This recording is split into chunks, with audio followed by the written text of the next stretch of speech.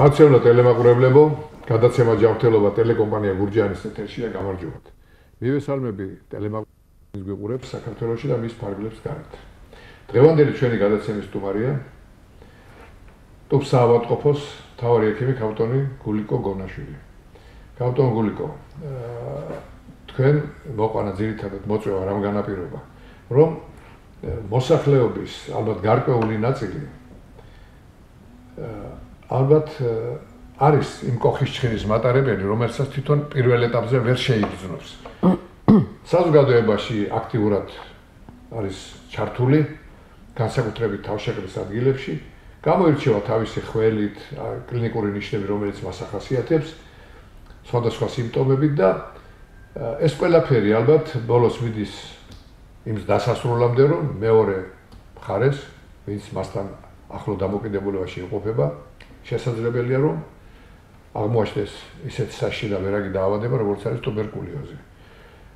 და ამასთან დაკავშირებით ჩვენ გვინდა კიდევ ერთხელ ტელემაყურებლებს გავათვითცნობიეროთ, აუხსნათ, რომ თვითონ ეს რა დაავადება არის, როგორ ხდება მისი კონტაქტით გადაცემა ერთიდან მეორეზე და შემდგომში ვისაუბრებთ მის პროფილაქტიკაზე, კურნალობის მეთოდებზე და ალბათ იმ სტატისტიკურ მონაცემებზე, რომელიც დღეს არის ჩვენს რეალობაში.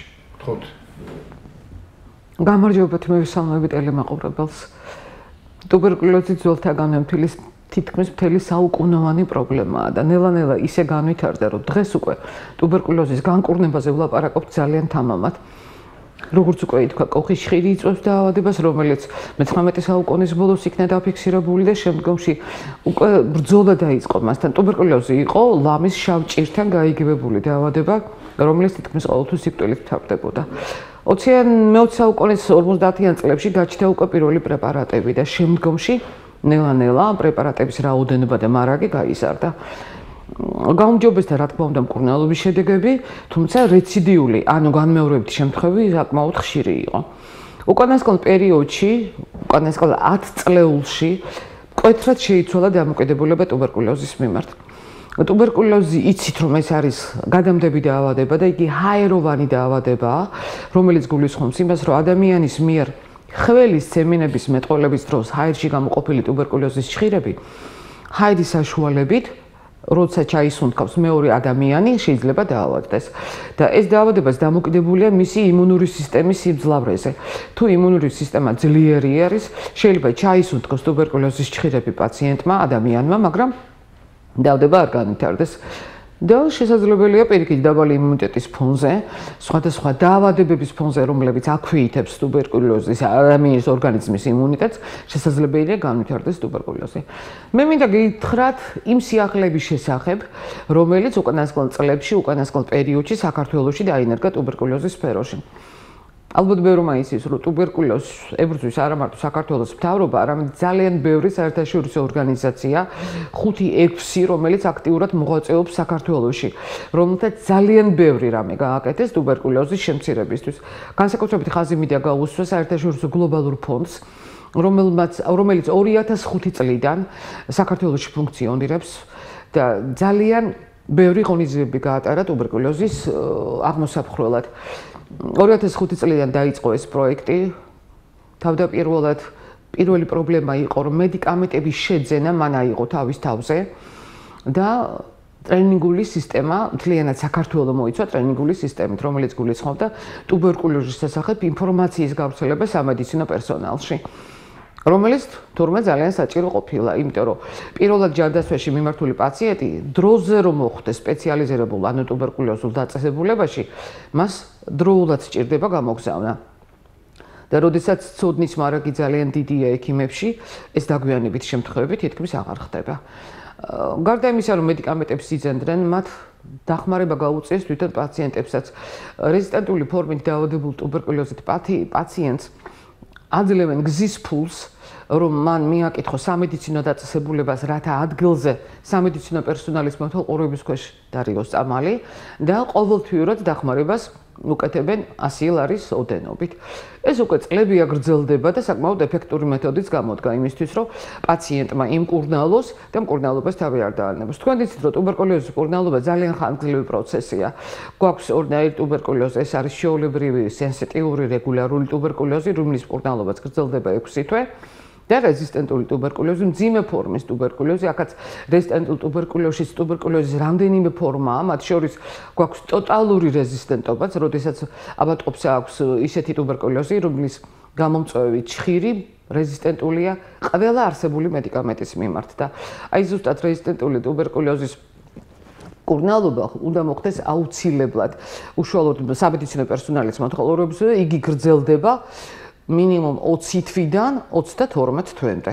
დამეთანხმებით ძალიან რთულია ავადმყოფს ამდენი ხნის განმავლობაში ურჩიო რომ მკურნალობა გააგრძელოს, მაშინ იმის ფონზე როცა უკვე მკურნალობის რამდენიმე თვის შემდეგ ავადმყოფი თავს კარგად გრძნობს და მაინც მივიდეს სამედიცინო პერსონალთან, სამედიცინო დაწესებულებაში. ეს სოფელში არის სოფლის ამბულატორია, ხოლო ქალაქში არის ტუბერკულოზური კაბინეტი ან ტუბდისპანსერი და ეს მკურნალობა ამდენი ხნის განმავლობაში გაგრძელდეს. და ზუსტად აი ამ სტიმულაციის მიზნით ხდება დახმარება, ფულად დახმარება. ადრე ავადმყოფს პროდუქტებს უშუალოდ ვაძლევდით, ახლა ხელზე ეძლევა 100 ლარის ოდენობის თანხა თვის განმავლობაში. და სასიამოვნო სიახლე უნდა გითხრათ, რომ ბოლო პერიოდში, ბოლო 2 წელია შეიძლება ითქვას, ახალი პრეპარატები შემოვიდა საქართველოში. შემოვიდა, იმიტომ რომ ეს საჭიროება გაჩნდა, იმიტომ რომ რეზისტენტული ტუბერკულოზი ძალიან გავრცელდა და გაჩნდა ისეთი ფორმები, რომლებიც რეზისტენტული იყვნენ, როგორც ეგან გითხარით, საქართველოში არსებული პრეპარატების მიმართ. შემოვიდა 5 ახალი პრეპარატი, რომელიც აქტიურად ჩაერთო პაციენტთა მკურნალობაში და დღეს უკვე ლაპარაკი არის მკურნალობის ვადების შემცირებაზე. მკურნალობა, რომელიც გრძელდებოდა 20 თვე, შესაძლებელია შემცირდეს უკვე 9 თვემდე. და დამეთანხმებით, რომ ბევრად კომფორტული არის ასეთი უფრო შედარებით მოკლევადით მკურნალობის ჩატარება, ვიდრე ასეთი გახანგრძლივებული მკურნალობა. თავდაპირველად ეს პრეპარატები სტაციონარულად იქნა დანერგილი, თუმცა ეხლა ამბულატორიულ ქსელშიც აქტიურად დაინერგა და პაციენტები უკვე ისეთივე რეჟიმით, როგორც ადრე მკურნალობდნენ რეზისტენტულ ტუბერკულოზს, აკითხავენ სოფლის ამბულატორიებს ან კაბინეტებს, როგორც გითხარით, სადაც სრულყოფილ მკურნალობას ღებულობენ. მე მინდა ერთ სიახლეზე გითხრათ კიდე, როგორც გითხარით, გლობალური ფონდი 2005 წლიდან მუშაობს საქართველოში. და მისი პროექტი სავარაუდოდ 60 წელიწადში დამთავრდება და თანდათანობით ის ვალდებულებები, რაც გლობალ ფონდს ჰქონდა აღებული თავის თავზე, უკვე გადადის სახელმწიფო სტრუქტურებზე. მიმდინარე წლიდან, ანუ მეხლადელი 2017 წლიდან მედიკამენტების რაღაც ნაწილის შეძენა დაიწყო უკვე საქართველოს მთავრობა. რეზისტენტული მკურნალობის მედიკამენტების ჯერჯერობით ისევ გლობალ ფონდი ყიდულობს, ხოლო რეგულარული ტუბერკულოზისთვის სამკურნალო პრეპარატების შეძენა უკვე საქართველოს მთავრობამ დაიწყო. ასე რომ გასაგებია ქავდო იმედები ძალიან ბევრი გვაქვს. და აქ ახლა ჩვენ შეგვიძლია ეს თემა გავშალოთ უფრო ჩვენი ტელემაყურებლებისთვის. გასაგებენაზე ვისაუბროთ, აუხსნათ მათ ეს ყველაფერი და პირველი რაც მინდა გითხრათ ეს არის რომ საერთოდ ეს ტუბერკულოზური დაავადება სოციალურ ფონზე იქმნება რა, იმიტომ რომ იქ განუვითარებელ ქვეყნებში, სადაც იქ თითოეული ოჯახი განიცდის იმ კვებითი პროდუქტების ნაკლებობას, ხშირად იმ კალორიებს ვერ იღებენ, რომელიც მათთვის მისაღებია, იმუნიტეტი ქვეითდება. ეს ყველაფერი არის იმის საწინდარი, რომ შესაძლებელია, რომ რაღაცა ფონი გაჩნდეს, რომ ეს დაავადება ჩამოყალიბდეს. და თქვენ როგორ მიგაჩნიათ? როგორც გითხარით, ტუბერკულოზის ჭხირი, რომელიც ხდება ადამიანის ორგანიზმში, იწყებს თავის საქმიანობას, ანთებითი პროცესი იწყება. თუ ადამიანის ორგანიზმი ძლიერი არის, იგი იწყებს ბრძოლას ტუბერკულოზის ჭხირის წინააღმდეგ. აქ ლაპარაკი არის ზოგადად ადამიანის ორგანიზმის იმუნურ უნარზე, რომ ებრძოლოს ყველა უცხო სხეულს, რომელიც მის ორგანიზმში მოხვდება. ეს არის არა მარტო ტუბერკულოზი, არამედ ნებისმიერი ბაქტერია. და თუ ადამიანის ორგანიზმის იმუნიტეტი ძლიერია, მას აქვს უნარი, რომ მოიდიოს ამ ყველა ბაქტერიასაც, მათ შორის ტუბერკულოზის ჭხირსაც და აღინიშნა, რომ მას ტუბერკულოზი არ დაემართება, მაგრამ იმუნიტეტის დასუსტების დროს ადამიანის ორგანიზმს აღარ აქვს იმის უნარი, რომ ებრძოლოს ამ ყველა უცხო აგენტს, რომელიც მის ორგანიზმში მოხვდება და უკვე ის ვითარდება დაავადების სახით გამოვლინდება კლინიკურად. და ამიტომ მნიშვნელოვანია იმუნიტეტის გაზრდილება და სოციალურად განუვითარებელ ქვეყნებში, სოციალურად გაჭირვებულ ოჯახებში ბუნებრივია, ბევრი ფაქტორია ისეთი, რომელიც ხელს უწყობს იმუნიტეტის დასუსტებას და თავისთავად ეს განაპირობებს დაავადების გავრცელებას უფრო ასეთ ადამიანებში, რომელთაც აქვთ ის პირობები, რომ სუსტი იმუნიტეტი ჰქონდათ. მე მინდა გითხრათ, რომ უკანასკნელ პერიოდში აი ზუსტად სოციალური პრობლემების გამო კახეთშიც და მთლიანად საქართველოშიც წამოვიდა ოჯახური შემთხვევები, ტუბერკულოზის ოჯახური შემთხვევები. როცა გაჭირვებულ ოჯახში ერთ-ერთ წევრს ემართება ტუბერკულოზი, მათ არა აქვთ იმის პირობები, რომ იზოლირება მოხდეს ამ პაციენტის, რომ კონტაქტი არ ჰქონდეს ოჯახის დანარჩენ წევრებს, იმათ თანაც დასუსტებული იმუნიტეტი აქვთ და ყოველივე ეს დაავადების გავრცელებას იწვევს. და მე მინდა გითხრათ ისიც, რომ უკანასკნელ წლებში, აი ბოლო 2-3 წელიწადში საკმაოდ პრობლემური გახდა ბავშვთა ტუბერკულოზი. ჩვენ ადრე ბავშვთა ტუბერკულოზი ჰქონდა ძალიან მცირე რაოდენობით და ძირითადში ფილტგარეშე ფორმები, ანუ არაგადამდები ფორმები. მაგრამ უკანასკნელ პერიოდში უკვე საკმაოდ ბევრი შემთხვევა გვაქვს ბავშვებში ფილტვის ტუბერკულოზის თანაც გადამდები ფორმის და ეს ხშირად ოჯახური შემთხვევებია. მე მინდა გითხრათ, საგარეჯოში ჰქონდა ჩვენ ასეთი შემთხვევა, მამას ჰქონდა ტუბერკულოზი და მე მისი 4 შვილს 4-ვეს ტუბერკულოზი დაემართა. ასეთივე შემთხვევა ჰქონდა დედოფლის წყაროშიც, როცა მამას ჰქონდა იქაც ტუბერკულოზი და 2 შვილი დაავადდა. ასე რომ ბავშვთა ტუბერკულოზი დღეს საქართველოს საკმაოდ სერიოზულ პრობლემად წამოვიდა, რომელსაც ძალიან დიდი ყურადღება სჭირდება და განსაკუთრებით ყურადღება სჭირდება ოჯახის წევრების მხრიდან, რომ ტუბერკულოზით დაავადებულის იზოლირება რაღაცნაირად უნდა მოხდეს. და ზაფხულში თითქოს ეს ბევრად უფრო მარტივია, იცით და ზამთარში ბევრად რთულია, როდესაც მთელი ოჯახი ერთ ოთახში ცხოვრობს, გათბობის ერთი საშუალება აქვთ მხოლოდ და სოციალურადაც საკმაოდ უჭირთ, რომ მოიწეს რიგონ იმუნიტეტის სისტემის გაძლიერება. გამოგულიკო, ძალიან საინტერესოა, მაგრამ ერთი არის, რომ თქვენ აღნიშნეთ თქვენ საუბარში, რომ არის პიროვნება, რომელსაც იმუნიტეტი ძლიერი აქვს, მისი ორგანიზმი ამარცხებს ჩხირებს, რომელიც შეიცავს ტუბერკულოზს, მაგრამ მთავარია ის, რომ თვითონ კი არ აქვს ეს ტუბერკულოზი გამოვლენილი ფორმით, მაგრამ ის არის გადამდები, საშიში გარშემო მის მყოფთათვის.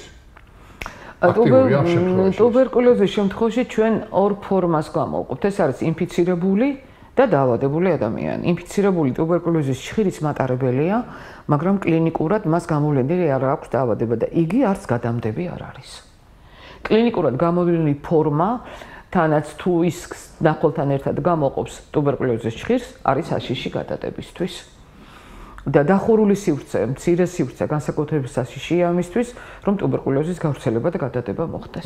ფონს იძლევა იმისას, რომ გავრცელდეს. ხო, რა თქმა უნდა, იმიტომ რომ დიდ სივრცეში განიავების შესაძლებლობა როცა არის, ტუბერკულოზის ჩხირი ზავდება ჰაერში და მისი დიდ რაოდენობით ჩასუნთქვის შესაძლებლობა ბევრად ნაკლებია. საინტერესო კიდევ მცირედ ჩასუნთქულ ტუბერკულოზის ჩხირის დამეთანხმებით მეტად მოერევა ორგანიზმი, ვიდრე დიდი რაოდენობით და ვირულენტურ სროს ჩაისუნთქავს. გასაგებია და ერთია საინტერესო კიდევ რომ თქვენ აღნიშნეთ, რომ ტუბერკულოზის მკურნალობა გრძელდება თვეების განმავლობაში, ხან წლებიც. არის ისეთი ფაქტი ან შემთხვევა, როდესაც ეს ძირითადად მე ვსაუბრობ ამბულატორიულ მკურნალობაზე. რომ პაციენტი, რომელიც მკურნალობაშია, ამ დროს ის არის საშიში მაინც. მით უმეტეს ის მკურნალობის პროცესი მიდის, თითქოს მარცხდება მის ორგანიზმში ეს დაავადება, მაგრამ აი გარშემო მყოფი ისე იზოლირებული უნდა იყოს, ისე უნდა გაფრთხილდეს თუ ჩვეულებრივ აქტიური ცხოვრება გააგრძელოს მანამ მკურნალობის პერიოდში. ჩვენ გვაქვს ასეთი ტერმინი აბაცილირება. როდესაც ავადმყოფი გამოყოფს ტუბერკულოზის ჩხირს, მკურნალობის შემდეგ ხდება ტუბერკულოზის ჩხირის განადგურება. და ასეთ შემთხვევაში ჩვენ ვხმარობთ აბაცილირების ტერმინს, რაც ნიშნავს იმას, რომ პაციენტი აღარ არის ტუბერკულოზის ჩხირის გადამდები, გამომყოფი და აღარ არის გადამდები. ასეთ შემთხვევაში იგი საშიში აღარაა საზოგადოებისთვის და აბაცილირების პროცესი ყველაზე კარგ შემთხვევაში გრძელდება თვენახევარი 2 თვის განმავლობაში. და 2 თვის შემდეგ უკვე ეს ხდება რეგულარული, ანუ სენსიტიური ტუბერკულოზის დროს ავადმყოფი აღარ არის გადამტები. ასე რომ როცა ავადმყოფი იწყებს მკურნალობას, მისი იზოლირება საჭირო არის მხოლოდ იმ დროს, როცა ის ტუბერკულოზის ხიდის გამომყოფია და შემდეგ, როცა აბაცილირება დადგება, უკვე მისი იზოლირება საჭირო არაა და იგი საზოგადოებისთვის აღარაა საშიში. რეზისტენტური ტუბერკულოზის შემთხვევაში აბაცილირების პროცესი შედარებით ხანგრძლივია. იგი გრძელდება 2 თვიდან 4 თვემდე, 5 თვემდე, 6 თვემდე ცუდ შემთხვევაში, მაგრამ ასე ხანგრძლივად გაგრძელებული ტუბერკულოზის გამოყოფის პროცესი ეს არის უფრო მძიმე ფორმების ტუბერკულოზის დროს, რომელიც შედარებით ძნელად ექვემდებარება მკურნალობას და ამიტომ აბაცილირების პროცესის გახანგრძლივებული არის. ასე რომ ადამიანი, რომელიც მკურნალობას იწყებს, თავდაპირველად, როცა ის ტუბერკულოზის ხიდის გამომყოფია, ის საშიშია საზოგადოებისთვის და საჭიროა მისი იზოლირება, მაგრამ შემდგომში უკვე როცა აბაცილირება დგება, ის აღარ არის საშიში საზოგადოებისთვის და ჩვეულებრივი საზოგადოების წევრი შეიძლება იყოს და მასთან კონტაქტი ჩვეულებრივად შეიძლება ხორციელდებოდეს. ალგორითმი როგორ არის იცით? როდესაც ინფიცირდება ნებისმიერი პაციენტი, სხვადასხვა დაავადებით აქ არ არის მარტო ლაპარაკი ტუბერკულოზი, მას აქვს სხვადასხვა კლინიკური ნიშნები. ამ შემთხვევაში ტუბერკულოზთან დაკავშირებით რა კლინიკური ნიშნები აქვს პირველი რომ ავადმყოფმა ადამიანმა ჩვეულებრივ მოქალაქემ მაშინვე ჩათვალოს საჭიროდ რომ მიმართოს სამედიცინო პერსონალს, თუნდაც ოჯახის ექიმს და იქიდან გამომდინარე მან უკვე გადაწყვეტოს რომ ჩაიტაროს თქვენთან სრულყოფილი მკურნალობა. აი ეს ძირითადი კლინიკური ნიშნები, რაც მას დაეჭვებს. ტუბერკულოზი იწყება ზოგადი ინტოქსიკაციის მოვლენებით. ეს არის ზოგადი საერთო სისუსტე, უფლიანობა, ტემპერატურული რეაქცია. ტემპერატურა შეიძლება იყოს მაღალი, შეიძლება იყოს სუბფებრილიტეტი, როგორც მას ვეძახით, 37-დან 38 გრადუსამდე. ზოგადი ხველა, განსაკუთრებით სიმპტომური არის ხველა და ნახველის გამოყოფა. და თუ ხველა გრძელდება 2 კვირაზე უფრო მეტი ხანგრძლივობით, ეს უკვე უფრო მეტს გვნის, რომ შეიძლება საქმე მქონდეს ტუბერკულოზთან. საერთოდ ყველა დაავადებულმა ადამიანმა დროულად უნდა მიმართოს ექიმს, ოჯახის ექიმს, ბუნებრივია და ოჯახის ექიმი შემდგომში უკვე გადაწყვიტავს, მას სჭირდება თუ არა დაწესებულებაში კონსულტაცია და გამოკვლევა და შემდგომში მკურნალობა. მაგრამ არის შემთხვევები, რომ ავადმყოფები ხშირად არ მიმართავენ მაშინ კლინიკური გამოვლენების დროს ექიმს და ხანგრძლივად თვითმკურნალობას ეწევიან.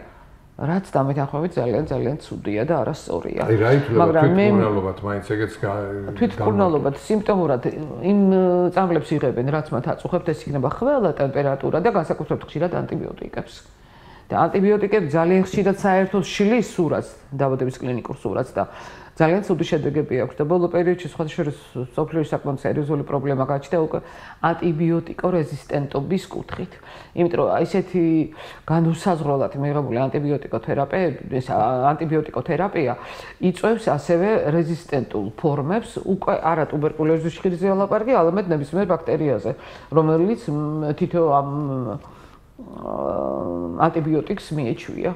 და ამიტომ თვითმკურნალობა კატეგორიულად არ არის რეკომენდებული და მაგრამ თუ ავადმყოფს მაინც გაუგრძელდა ექიმთან ვერ მივიდა და ყველა გაგრძელდა 2 კვირის განმავლობაში და ამასთან დაერთო ნახველი სასურველია რომ ტუბერკულოზზე გამოკვლევა გაიკეთოს აუცილებლად.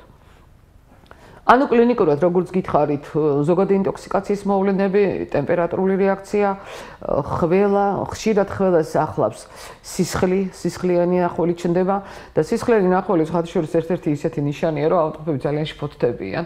და უკვე ექიმთან სასწრაფოდ ცდილობენ რომ ექიმთან მივიდნენ და უკვე ეშინიათ დაავადების რომ ტუბერკულოზი ხო არ განვითარდება და ასეთ შემთხვევაში მოგმართავენ მე ხშირად ეს დაგვიანებული შემთხვევებია ხოლმე. მე მინდა ახლა გითხრათ დიაგნოსტიკის შესახებ. ძალიან ბევრი სიახლეებია ტუბერკულოზის დროულ დიაგნოსტიკაზე. მკურნალობის კარგი გამოსავლის ერთ-ერთი ნიშანი ის არის, რომ დროულად იქნას დაწყებული მკურნალობა დაგვიანებულ შემთხვევაში. დიაგნოზი დასმული კიდევ სწორად. აუცილებლად. იმიტომ რომ დაგვიანების შემთხვევაში მკურნალობა ბევრად უფრო ხანგრძლივდება, ბევრად უფრო სრულდება და შედეგიც არცფლად 100%-იანი არის. ამიტომ დროული დიაგნოსტიკა ერთ-ერთი ძალიან მნიშვნელოვანი არის ტუბერკულოზის შემთხვევაში. უკანასკნელი წელიწადია უკვე მთლიანად საქართველოში დაინერგა ახალი აპარატურა, რომელსაც ჯინექსპერტის აპარატი ჰქვია. ჯინექსპერტისში უკვე აპარატულად ხდება ნახველის გამოკვლევა და ნახველის გამოკვლევა ხდება ტუბერკულოზის ჭხირზე. ანუ ადამიანის ნახველში არის თუ არა ტუბერკულოზის ჭხირი. მე აქ მინდა ცოტა გადახვევა გავაკეთო, იმიტომ რომ ადამიანი რომელსაც აქვს ტუბერკულოზი, მის ნახველში ყოველთვის არის ტუბერკულოზის ჭხირი, მაგრამ მიკროსკოპულად ის ან ვლინდება, ან არ ვლინდება. არ ვლინდება იმ შემთხვევაში, როცა ტუბერკულოზის ჭხირების რაოდენობა მცირეა. მაგრამ ჭხირები მაინც არის ნახველში და ვლინდება იმ შემთხვევაში, როცა უკვე იქ გარკვეული რაოდენობის ტუბერკულოზის ჭხირია და აი ესეთ შემთხვევაშიც კი, როდესაც ბაქტერიოსკოპულად ჩვენ მიკროსკოპულად, ანუ ვერ გამოვალენ ტუბერკულოზის ჭხირს, უკვე ეს ჯინექსპერტის აპარატი ავლენს ნახველში არის თუ არა ტუბერკულოზის ჭხირი. და ასეთი პაციენტი, რომელიც ადრე ჩვენთან დიაგნოსტირებული იქნებოდა და შესაძლებელია მკურნალობაზე უარი გვეთქვა, იმიტომ რომ მას არ ქონდა ნახველში ტუბერკულოზის ჭხილი და როგორც ალბათ ბევრი მაინც MGB უარყოფითი იყო და უარს ვამობდით მკურნალობაზე. უკვე ჯინექსპერტის აპარატის შემდგომ გაკეთებული დიაგნოსტიკის შემდეგ ავადმყოფი უკვე იწყებს მკურნალობას და ჯინექსპერტის აპარატი გარდა იმისა, რომ ავლენს ტუბერკულოზის ჭხირს ნახველში, აგრეთვე აკეთებს რეზისტენტობას რიფამპიცინის მიმართ და უკვე პირველივე დღეს, როცა ავადმყოფი მოვიდა ჩვენთან, გავუკეთეთ მას ნახველის ანალიზი და აღმოჩნდა, რომ ის არის MGB და ის არის ჯინექსპერტ დადებითი, ანუ მას აქვს ტუბერკულოზი და აგრეთვე ვარკვევთ უკვე რიფამპიცინის მიმართ გვაქვს თუ არა რეზისტენტობა და უკვე პირველივე დღეს დიაგნოზი შეგვიძლია დავსვათ რეზისტენტული ტუბერკულოზის, რომელსაც წინა პერიოდში 2 თვემდე მაინც სჭირდებოდა. და ეხლა უკვე პირველივე დღეს ვსვავთ დიაგნოზს რეზისტენტული ტუბერკულოზისას და უკვე ესეთი პაციენტი ერთვება დროულ მკურნალობაში, დროულ დიაგნოსტიკაში, შემდგომში სტაციონარულ მკურნალობას გადიან, ისინი სტაციონარში ხდება ყველანაირი გამოკვლევა აბსოლუტურად, კულტურის დათესვაც და მკურნალობის რეჟიმის შერჩევა. სტაციონარში ჩდება პაციენტი, რჩება იქამდე, სანამ მას MGB დადებითი აქვს, ანუ ტუბერკულოზის ჭხირის გამომყოფია და აბაცილირების შემთხვევაში და ზოგადი მდგომარეობა თუ კი ამის საშუალებას იძლევა, პაციენტი უკვე ამბულატორიულ რეჟიმზე ეწერება სამკურნალოდ. გამოგულიკო, საინტერესო ერთი ფაქტი კიდევ რომ თქვენ აღნიშნეთ მკურნალობის მეთოდებიც და საერთოდ ალბათ კარგი მრავალი წელია ეს რიფამპიცინი, რომელიც თქვენ აღნიშნეთ, შეიქმნა იმისათვის, რომ ერთ-ერთი საუკეთესო საშუალება რომ ჩვენ დავამარცხოთ აღნიშნული, მაგრამ აქვე გაიჟღერა ის მანაც რომ მედიცინა, ფარმაცია საერთოდ საკმაოდ წინ წავიდა, განვითარდა. აი როგორი არის ახლა შეიცვალა რიფამპიცინის სხვა რაიმე მედიკამენტი თუ ეს ისევ დარჩა წამყვანი ძირითადი მედიკამენტური საშუალება და რამდენად ეფექტურია ამ შემთხვევაში ისევ ეს. თქვენ აღნიშნეთ რომ შესაძლებელია რომ გამოიმუშაოს ამ თვითონ მიმჭხირმა ბაქტერიამ რომ დაძლიეროს ეს მედიკამენტი, მაგრამ აი რა საშუალება იმისა ცოტა ჩვენ ტელემაყურებლებს მივცეთ ნუგეში იმისა რომ ჩვენ მზად ვართ იმისათვის დროულ გამოვლენის შემთხვევაში რომ მათ გამოუჩინოთ აბსოლუტურად სრულიად ჯანმრთელობა და შეუნარჩუნოთ სიცოცხლე. რიფამპიცინი არის უნიკალური საუკეთესო პრეპარატი. უკვე 50-იანი წლების ბოლოს გაჩნდა ეს პრეპარატი და დღევანდლამდე ინარჩუნებს თავის აქტიურობას. ჩვენ გვაქვს ბაქტერიოსტატიული, ბაქტერიოციდული ესეთი ტერმინი მინდა ვთქვა, შეიძლება უცხოა ეს მაყურებლისთვის. და რიფამპიცინი ფლობს აბსოლუტურად ყველანაირი ზემოქმედების უნარს ტუბერკულოზის ჭხირზე. ამიტომ მიგვაჩნია, რომ როდესაც რეზისტენტობა დგება რიფამპიცინის მიმართ, ეს ძალიან მძიმე შემთხვევაა და რეზისტენტობის ცუდი შემთხვევაა. და ჯინექსპერტის აპარატი, რომელზეც მე წენა გესაუბრეთ, ის ზუსტად მომართულია იმისთვის, რომ იქ პირველ რიგში რეზისტენტობის მიმართ, რიფამპიცინის მიმართ არსებული რეზისტენტობა იქნას გამოკვლეული დროულად. ასე რომ რიფამპიცინი ისევ რჩება ძალიან მნიშვნელოვანი და ძალიან კარგი პრეპარატი ტუბერკულოზის მკურნალობაში. თუმცა, როგორც უკვე გითხარით, არის ძალიან ბევრი სხვა პრეპარატი და უკანასკნელ წელში შემოვიდა ახალი სამედიცინო პრეპარატები, რომლებიც უკვე ასეთ შემთხვევაში, როცა რეზისტენტობა გვაქვს სხვადასხვა პრეპარატების მიმართ, თავის ზემოქმედებას ახდენენ. ძალიან ბევრი პრეპარატებია, ასეთი, აი ეს პრეპარატები, როგორც გითხარით, 5 პრეპარატი ძალიან ძლიერი მოქმედების პრეპარატები არის. რა თქმა უნდა, თავისი გვერდითი ეფექტებით, რომლის მართვასაც აგრევე ვახორციელებთ სისტემატიურ კვლევას იმ სისტემებისაც, რომელზეც ეს პრეპარატები მოქმედებს და სადაც გვერდითი ეფექტები შეიძლება გამოვლინდეს. ასე რომ, თავის დროზევე მოხდეს აღკვეთა იმ არასასურველი ეფექტების, რომელიც შეიძლება ამ წამლებმა გამოიწვიოს.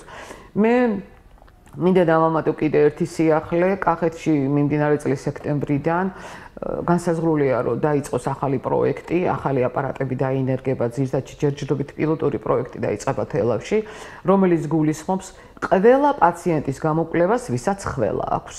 აქ ლაპარაკი არ არის, რომ აი დაველოდოთ 2 კვირა გაგრძელდეს ხველა, ცოტა უფრო მეტად გახანძგლოს. ეს ზირითადად ბრონხებს იკვლევს ალბათ და იმ არა, ნახევრის გამოკვლევა ხდება აქაც და მაშინვე როგორც გითხარით, როგორც კი ხველა დაიწყება, უკვე პაციენტმა პირველ მეორე დღესვე შეიძლება გაიგოს აქვს თუ არა ტუბერკულოზი. ან სხვა მაგალითად სხვა რამე დაავადება ისეთი კონკრეტულად ახლა აქ ტუბერკულოზია ლაპარაკი. შვედური ერთ-ერთი ორგანიზაცია ახორციელებს ამ პროექტს საქართველოში, ამჟამად საქართველოში 3 რეგიონში ხორციელდება ეს ქვემო ქართლში და ქუთაისში და კახეთში თელავში კონკრეტულად და შემდგომში ეს პილოტური პროექტები როგორ შედეგს გამოიღებენ რანაირი შეიძლება მთლიანად საქართველოშიც დაინერგოს. თუმცა უკვე წლებია ლაპარაკია, რომ ეს მეთოდი უნდა შემოღებული იქნას, რომ ყველა პაციენტი, ვინც ახულებს, ყველა გამოკვლეული იქნას ტუბერკულოზზე, რომ დიაგნოსტიკა დროულად მოხდეს. ხავდამოგულიკო, ჩვენ მართალია საეთერო დრო იწურება, მაგრამ როგორი არის სტატისტიკა დღეს მდგომარეობით? არის თქვათ მატება ამ კუთხით გამოვლინება ტუბერკულოზის დაავადების, ან თუნდაც შემცირება და ბავშვი, ასაკიანი ქალი, მამაკაცი, აი როგორია თქვენ მდგომარეობა და კახეთის თუ დავიღოთ კახეთი, აი მუნიციპალიტეტების მიხედვით როგორია იქ მდგომარეობა? მე მინდა გითხრათ, რომ ზოგადად საქართველოში ტუბერკულოზი რაოდენობა შემცირდა. განსაკუთრებით შემცირდა რეგულარული ტუბერკულოზი, კახეთის სინამდვილეში მე ციფრები შემიძლია გითხრათ, თუ წელიწადში რეგისტრირდებოდა დაახლოებით 1999 წელში 2000 წელში 500-მდე პაციენტი, ეხლა წელიწადში რეგისტრირდება 220-250 პაციენტი. ორჯერ შემცირდა ტუბერკულოზი და ეს შედეგი არის იმ აქტიური ბრძოლისა, რომელსაც საერთაშორისო ორგანიზაციები ეწევიან, რაშიც აქტიურად არის ჩართული ტუბერკულოზური ქსელი და შედეგიც სახესია. სოციალური ფონიც ხო არ გაუმჯობესდა სოციალური, აი მოდი აქაც გავუსვათ ხაზი, რომ არა, მე ვიტყოდი, რომ ალბათ უფრო ჩვენი მუშაობის შედეგი არის. ჩვენი მუშაობის შედეგი. ასევე შემცირდა რეზისტენტული ტუბერკულოზიც. მე მინდა გითხრათ, რომ დაახლოებით 4-5 წლის უკან კახეთში დარეგისტრირებული იყო 41 პაციენტი და ბოლო 2 წლის განმავლობაში უკვე ეს 15 16-18 შემთხვევამდე შემცირდა.